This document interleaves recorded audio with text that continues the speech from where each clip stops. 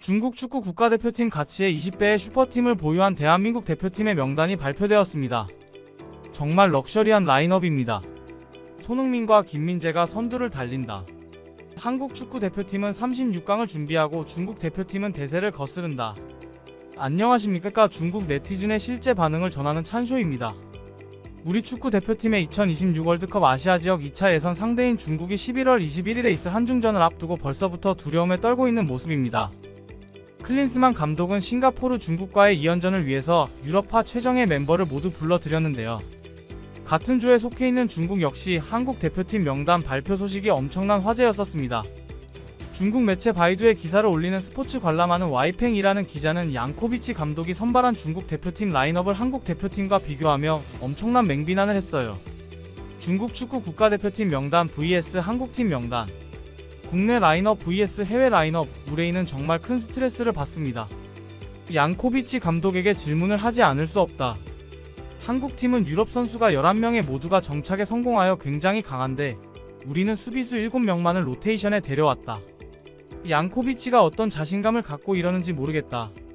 11월에 2차례 월드컵 예선을 치른 뒤 축구협회에서 새로운 감독 선출을 할 수 있었으면 좋겠다. 스포츠 기사를 중국 매체 바이두에 업로드하는 아닝이 너무 귀여워 라는 계정은 한국 대표팀과 중국 대표팀의 격차가 너무 커서 오히려 패배할 걱정조차 안하는 단계라고 표현했습니다. 한국 축구대표팀과의 경기 명단 발표 팬 여러분, 예전에는 축구대표팀이 패할까봐 걱정했는데 이제는 그렇지 않아요. 이 강력한 한국 남자 축구팀을 상대로 중국 팬들은 여전히 승리의 희망을 품고 있을까? 한국 남자 축구대표팀에는 바이에른 뮌헨의 김민재, 파리 생제르맹의 이강인, 토트넘의 손흥민 등 최정상급 선수들이 대거 포진해 있다. 이 선수들의 힘과 경험은 중국 남자 축구팀과 비교하기 어렵습니다.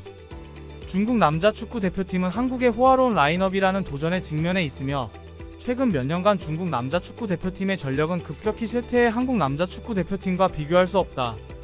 한국팀의 호화로운 라인업은 숨이 막힐 정도였고 팬들은 중국 남자 축구팀이 여전히 변화를 만들어낼 수 있을지 궁금해하기 시작했습니다. 한국 남자 축구팀과 경쟁하려면 중국 남자 축구팀이 자체 전력을 강화하고 더 뛰어난 선수를 양성하며 이들이 유럽 주류 리그에서 뛰도록 격려해야 한다. 그렇다면 중국 축구 대표팀의 양코비치 감독은 한국 대표팀을 만나게 되어 어떤 반응일까요?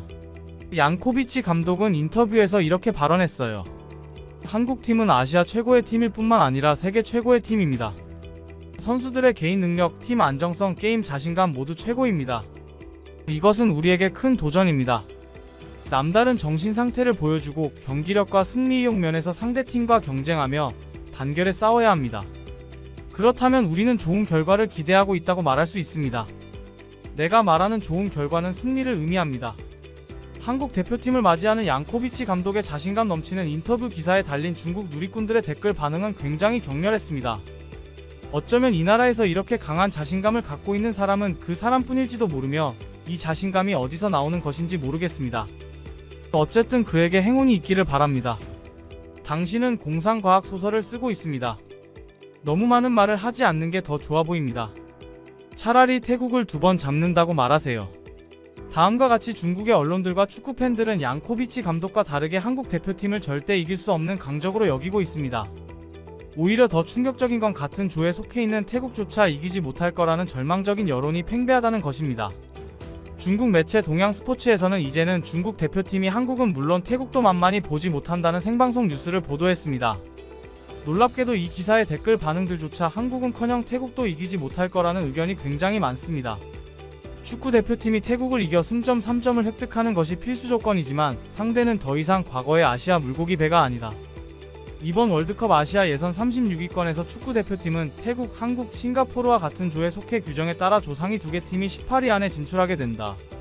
전력 비교의 관점에서 볼 때 한국팀의 명백한 강점으로 인해 태국팀은 축구 국가대표팀 예선의 직접적인 상대가 될 것입니다. 그러나 상대는 더 이상 과거의 아시아 팀이 아니다. 남자 축구팀은 정말 태국을 이길 수 없어요. 그래도 실망하지 마십시오. 남자 축구 실력은 비록 격차가 크지는 않지만 다른 사람들을 따라잡을 수 없습니다.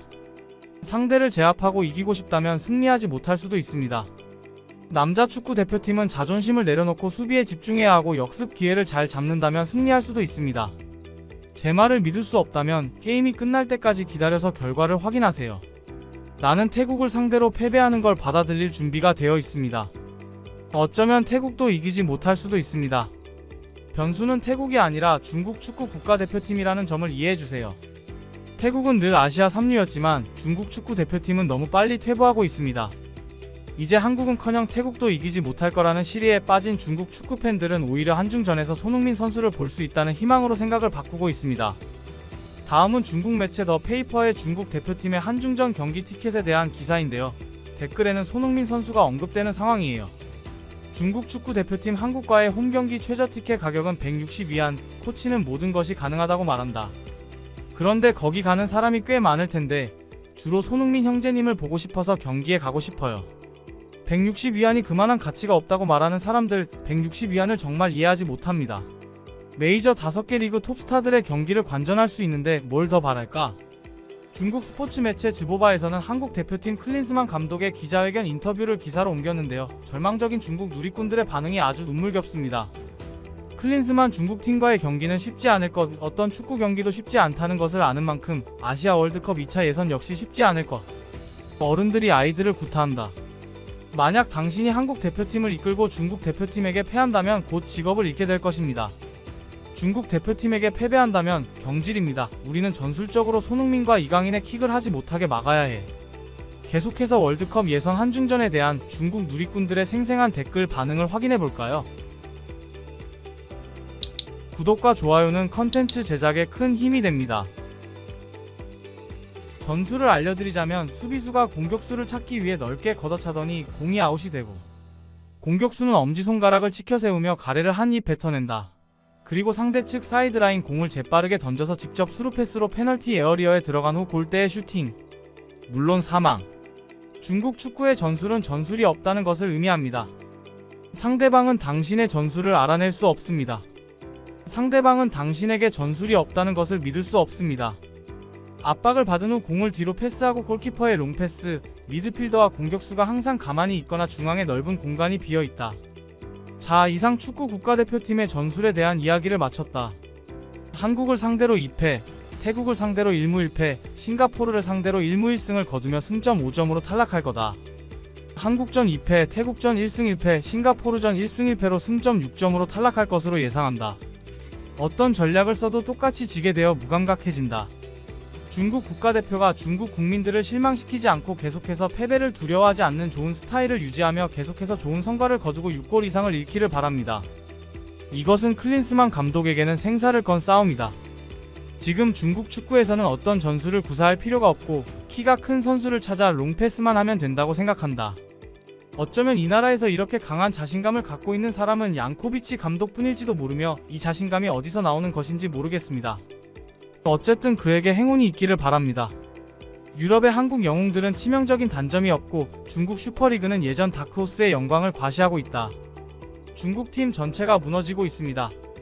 이렇게 젊은 선수들이 많은데 어떻게 큰 경기에서 능숙하게 협력할 수 있겠어요? 연패가 가능합니다. 전국의 팬들에게 찬물을 끼얹는 것이 내 몫이에요.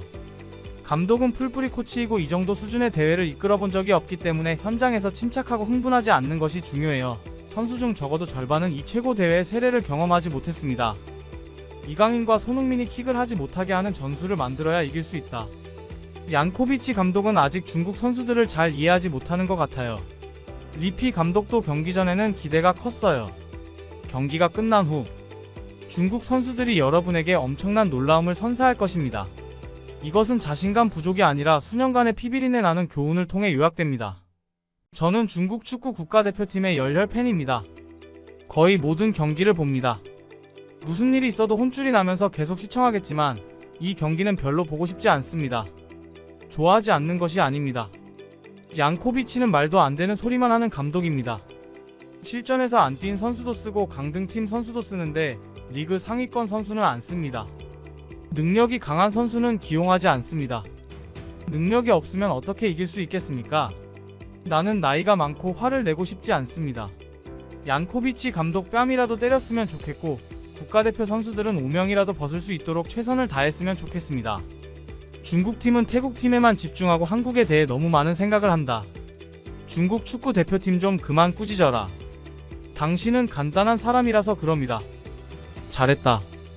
더 이상 아무도 중국 대표팀을 꾸짖지 않는다면 중국 축구는 정말 멋있을 것입니다. 축구 국가대표 선수들은 자신만의 스타일이 있어야 하고 편향되어서는 안 된다. 여기까지입니다. 실제 글로벌 네티즌들의 반응을 팩트로만 전달드리는 찬쇼TV. 구독, 좋아요는 컨텐츠 제작에 큰 힘이 됩니다. 행복한 하루 보내세요.